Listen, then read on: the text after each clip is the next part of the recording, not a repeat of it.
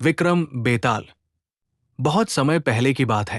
राजा विक्रमादित्य प्रतिदिन की तरह श्मशान से बेताल को कंधे पर लाकर तांत्रिक के पास ले जा रहे थे। रास्ता सुनसान था, चारों ओर सन्नाटा और केवल हवा की आवाज। कुछ दूर चलने के बाद बेताल फिर हंसा और बोला, राजन, क्या मैं तुम्हें एक कथा सुनाऊं? लेकिन याद रहे, अंत में प्रश्न करूंगा। यदि जानते हुए भी उत्तर दिया तो मैं फिर पेड़ पर लौट जाऊंगा। राजा विक्रमादित्य मौन रहे। कथा आरंभ। किसी राज्य में धर्मकेतु नाम का एक धनी ब्राह्मण रहता था। उसकी एक अत्यंत सुंदर और बुद्धिमान पुत्री थी, माधवी। माधवी के लिए कई राजा और राजकुमारों के प्रस्ताव आए, लेकिन ब्राह्मण ने स्वयंवर का आयोजन किया। 3 योग्य वर। स्वयंवर में 3 युवक आए। पहला युवक शास्त्रों और वेदों का महान ज्ञाता। दूसरा युवक अद्भुत धनुर्धर और वीर योद्धा। तीसरा युवक महान चिकित्सक, जो मृत समान व्यक्ति को भी जीवित कर दे। माधवी ने तीनों का सम्मान किया, लेकिन किसी एक को चुनना कठिन था। दुर्भाग्यपूर्ण घटना। कुछ समय बाद माधवी अचानक गंभीर रूप से बीमार पड़ गई और उसकी मृत्यु हो गई। पूरा परिवार शोक में डूब गया।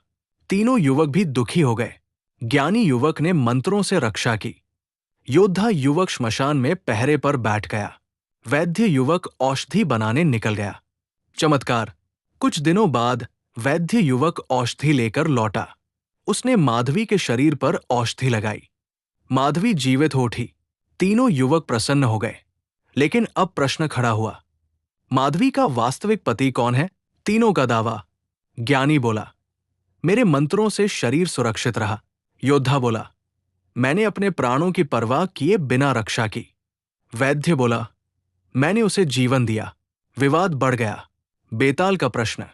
बेताल राजा विक्रमादित्य से बोला, राजन, बताओ, इन तीनों में से माधवी का सच्चा पति कौन होना चाहिए? यदि जानते हुए भी नहीं बोले तो तुम अधर्मी होगे। राजा विक्रमादित्य का उत्तर। राजा बोले, जिसने जीवन दिया वही पिता समान होता है।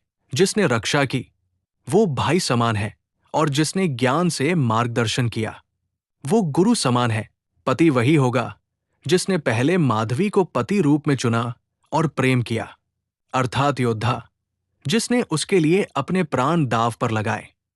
बेताल की हंसी। राजा के बोलते ही बेताल ठहाका मारकर हंसा।